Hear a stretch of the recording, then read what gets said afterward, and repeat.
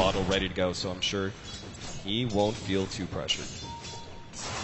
Zai's going to have to turn his hot start into something. He's about to grab a mech of his own, meaning I think Arteezy goes for either a really quick BKB.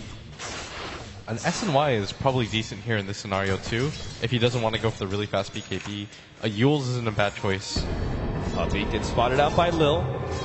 Kuro and S4 are still here though, so VP, and unless they really feel confident about bursting down one hero with a combination of Fissure, Silence, right clicks, and the Visage nuke to finish things off, but it seems like it would just be better for them to sit back and get their level 6s at this point. Yeah, and after everything that happened in this bottom lane, this game is surprisingly incredibly close as G and the Drow Ranger just trail the Shadow Fiend. You expect the Shadow Fiend to be this far ahead in net worth, and that means the other lanes really had to go better for Secret, and this mid lane, obviously that gank into that dive at bottom wasn't great, and Zai hasn't been able to do too much after that either. Puppey's got to stay relatively close. He does have the level 2 Shallow Grave, but at any point they could actually Fissure, Silence, and maybe catch S4 out, but he's actually coming in with his Invis rune. Waiting for that opportunity for a good Sonic Wave initiation. There's still a lot of room, though, for Virtus Pro in the top lane. They haven't actually seen anybody for quite some time, and that's because Arteezy is doing a full-time jungle. FNG has had a lot of opportunity to get those levels and gold that he really needs as a support Lina to still be a factor. As you said last game, you kind of want that Lina by about 35 minutes to start performing a little bit more of a core role. Yeah, you don't want her to just stay really poor, and so they prioritize getting the level 6 on her really quickly. DK Phobos doesn't have a TP, but he's already into the trees, so S4 can't make that jump. Instead, they're going to go for this tier 1 tower. It's joined now by Lil. They may be able to push back. Never mind. There's no glyph whatsoever, so the tower is going to fall. No attempt at a deny either. Virtus Pro playing it a lot more cautiously. There's just not enough heroes ready for VP. And DK Phobos isn't level 6. He doesn't have enough farm. There's no way they want to continue to contest that. And FNG, he's just going to push that top lane out, force somebody to come back, and force Arteezy to show himself. Like, they're just playing for the information game at this point. They don't really want to get into a straight fight with Secret with the heroes that they have. Like, the Drow isn't going to really come to a fight just yet. Even if she TPs in, she doesn't have a reliable disable. The slow is okay, but it's not something you want to initiate with. Right. Why do you think Illidan on his Drow Ranger chose to only go for one ring of the kills? Oftentimes when we see Drow Rangers, especially with early game pressure, they go for multiple Wraith Bands, similar to the same vein that Super did with his mid sniper. I think he just felt that he could get away with it, and I mean it was very clear that he could, especially after they pick up the kill on the Queen of Pain. You can just build more and more greedy, and you just need the Morbid Mass faster, especially against the pressure of the Ion Shells. It's more important that you have some form of lane sustain. G's spending a lot of time staying in. He's not actually moving around trying to gank too much. He spent a lot of time in his middle lane. Now he's actually doing some jungling. Looks like he's going to be building into the Bloodstone once again first. As for his farm is not nearly as good as it was in game number 2. In fact, he's behind the Storm Spirit right now. What do you do as a Queen of Pain in this matchup when you're behind? I mean, I still really like going for the Aghanim Scepter, or even the Yules if you're afraid of things like the Lina setup or the Drow Silence, but I mean, this is hard because it's not a matchup that you're meant to be behind in, and so Secret, they go for the smoke, and this is the space creation time. This is rather interesting. That smoke, as you said, but the kind of curious part is that Illidan is going to try to solo up Roshan while VP go for that 4-man smoke into the enemy jungle. He might actually kind of be successful with this, but Secret are headed in that same direction, and this is so tricky because they're right next to him, but they might not know. This timing is so weird. It's all up to Puppey. If he runs down the river and his smoke pops, yep, it's popped now.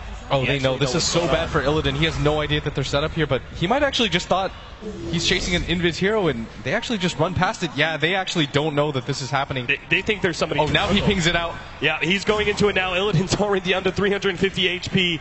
It's going to be very simple. Turns around, Silence. Illidan, the TP out. Oh, that is beautiful. He gets away and will not be punished for his attempt at a solo Roche play. Now, Roshan is down to half HP, and Team Secret are actually going to go for it themselves now. This is so weird because I don't even think Illidan could have done it without the help of the rest of his team. Like, that was just him alone hitting the Roshan. He had 300 HP, and Roshan still had about half, and it was just an odd attempt that I don't know if it could have succeeded without the help of something like Lil coming in with a medallion, which he doesn't have. FNG perhaps too far forward. Oh, nice turnaround there with the three-man Fisher. FNG pops the ultimate onto Kuro, trying to finish him off. Meanwhile, S4 jumps in, gets off the Sonic Wave, but God gets the kill first. Now FNG lands the light strike on Zai. Good Shallow Grave, keeping him alive. He turns around with the wall on top of RTZ's ultimate, just trying to push back a VP. But Virtus Pro, again, giving a lot of respect to Team Secret, not charging forward, not trying to take advantage of that small... RTZ, he no longer has the ult. He's not actually blocked out. They still get hit by the Light Strike Array. He will be able to get around that one, and Lil is just kind of stuck in this channel with the wall on top. He goes down to the RTZ raise. And that's the power of the Kuro Rubik as he steals the fissure, and that was the game-changing fissure steal right there. Is that might have gone terribly wrong for them as they were really grouped up to kill RTZ. The mech was already used by Zai. Not a whole lot of support from there. The Grave, I think, was used for Zai at the same time, too. So RTZ might have just gotten isolated out, but still, I mean, you're losing S4 in all of these trades, and he's not really gaining any net worth. But at the same time, G just gets closer and closer to that Bloodstone. And like I talked about, Secret don't have a real natural Storm counter. Their lineups often don't, and at some point, you're going to just have to confront the fact that G's going to get a Bloodstone, and S4 blinked. He just blinked right into DK Phobos. They had the Echo Slam if necessary, but it's not. With the Familiars there, they easily changed on him down, and G is now in a killing spree, bringing him that much closer to the critical Bloodstone that you were talking about. Oh, Kuro, he's going to be blown up by FNG as well. Gets the Light Strike Array to lead things off and had the Laguna Blade ready to go. And everything right now just falling apart for Secret is... That was just such an unlucky blink. He had the vision up here, but didn't have the vision in the river, and that's going to lead to a kill. And I think this is going to mean a Roshan for VP at the same time. The Queen of Pain just doesn't have the farm to challenge it. Her Sonic Wave's on CD. You don't have a BKB on RTZ, so a lot of this fight is going to come down to Zai's initiation. RTZ decided to go for the stats build. He wants to play for the mid game, and this is going to be really hard for them to challenge. It still seems to be Virtus Pro a little bit scared of the Tier 1 tower still being up in that bottom lane, especially with the blinking hero like the Queen of Pain. There's just such a rapid response time that they back away from Roshan and instead are going for a 5-man smoke, a much safer play. Oh, Secret go for their own 5-man smoke, and both teams are just angling for the high ground position. And Team Secret, maybe the ones who get it here, they're on the Radiant side. That double staircase is going to be a killer if VP... Oh, they spot that out, I think. Jungle. G, he's the first one. They know for sure now. Goes for the SF, jumping in, trying to take out RTZ immediately. FNG moves forward, gets one of the nukes, but RTZ still looking decently healthy. God really wants to go for it, though. The Familiars are chasing him down. We'll be able to get a double stun there. And DK Phobos comes charging forward. S4 is actually going for FNG in the background. He does not have a TP, but it's still S4 not wanting to push that too much. A little bit of skirmish back and forth, but nobody dying just yet. It almost looks like Team Secret actually want to pursue Virtus Pro. VP thinking about the turnaround here. God still has plenty of mana. Over half of his mana pool is up, and he still has the Soul Ring, rather. It's just so hard for them to kill RTZ right now. Even if they overcommit for that, the Grave's almost always going to be there in position. If you notice that when they got split up, Puppey just hugged him at all times. He doesn't care about S4 at this point. It's just about keeping RTZ alive, and that mech solely used for RTZ, that Grave solely saved for him as well. It's going to be really hard to bring 1200 HP, a magic stick, and all of that help to come with it. This is going to mean that the BKB is probably next for him, and once that happens, I actually think Secret are in a really good position to take fights. Like, they're still up in net worth. Even though the kills are in favor of VP, and the Storm is getting a little bit out of control, they have a lot of ways to deal with it just because RTZ is... I mean, he's pushing them across this game with 9,100 net worth at 17 minutes compared to just the 6.4k that the Storm and the Dro have. Yeah, it's natural for an SF to stay more farmed than the enemy cores. He's probably one of the faster farmers out there, but the dramatic difference is impressive from RTZ. Ooh, that's an Illidan double damage. Still trying to go for that Roshan. They're chasing down FNG. They will be able to get the vacuum. Sai is actually stunned up. S4 pops his own ultimate. FNG somehow still alive here as Team Secret swarm forward. Telekinesis on the drone. Ranger actually looks him on the top. That is huge. Illidan actually gets the silence out to be able to stop some of this aggression. And now they need to get him out of those trees. He'll actually just TP out. Somehow there's only one kill for VP and Team Secret didn't get anything out of that. But at the same time, Team Secret are still stalling up that Roshan. It's just such an awkward engagement for both teams. VP, you're starting to see the effects of what Zai did at that bottom lane even now. Because Lil, at this point in the game, normally has at least a medallion, but It's 18 minutes and he's just working on Tranquil Boots. He even buys a Mango just so he has enough mana to stay in these fights, and FNG isn't doing any better. We have a lot of 5 versus 5 happening right now, but Illidan still chooses to go for the Shadow Blade. More of a pick-off item, may not be that useful in team fights later on into the game. Why do you think he went for this item choice over certain more stat-based builds? We've even seen S and Y before on Drow Ranger. Early BKBs are always picked up on Drows as well. You can just continue to pressure the Queen of Pain, for example, and go for the solo pick-off on her. Right. You can do what he just did right there, which is invis into the Roshan pit, and Secret have no idea that this is going on. Like, they might see the birds flying in, but it's not going to matter at this point as it's so low, and this was such a hard-fought Roshan, and G's going to pick up an Aegis with this, and this might just open up the map again for VP. So once again, the combination for Storm Spirit is coming, the Bloodstone and Aegis. That should allow him to get easy charges, start building up that mana regeneration. Yeah, once he has that Bloodstone, things become a lot more clear-cut for VP. You can start looking for fights with that Aegis. You can start going for the tier 1s that are still existing on the map.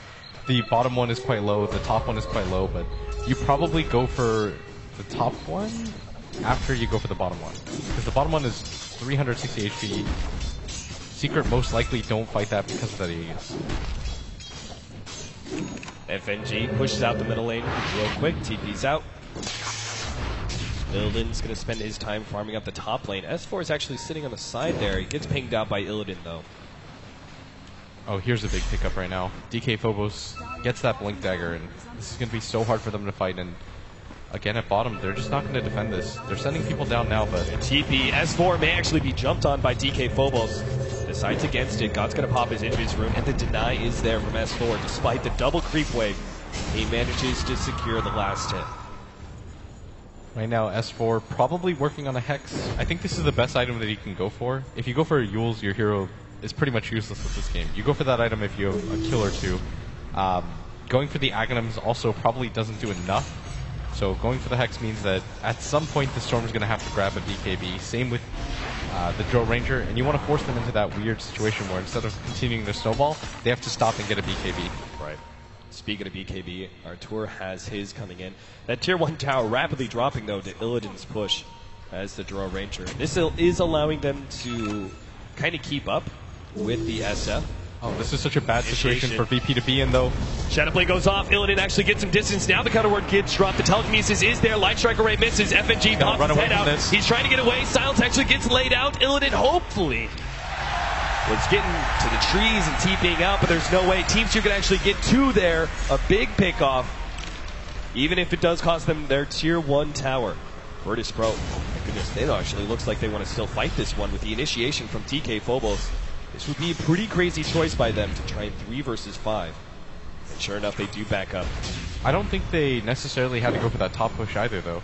They showed 2 of their heroes in the mid lane, 1 of the heroes in the bottom lane, meaning that max VP can't send anybody else up there.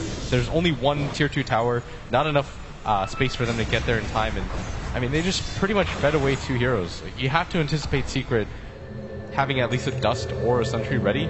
They see the Shadow Blade come out on the Drow. They're always going to anticipate that. There's no professional team that will see a Shadow Blade and say, okay, well, let's just find out what happens and hope that he doesn't invis. And I mean, that's just free 2 kills for them, and they want to use this Aegis at this point, though. Yeah. With the Bloodstone, they're probably going to try to get aggressive, and Arteezy's a really good target here. Absolutely. DK Phobos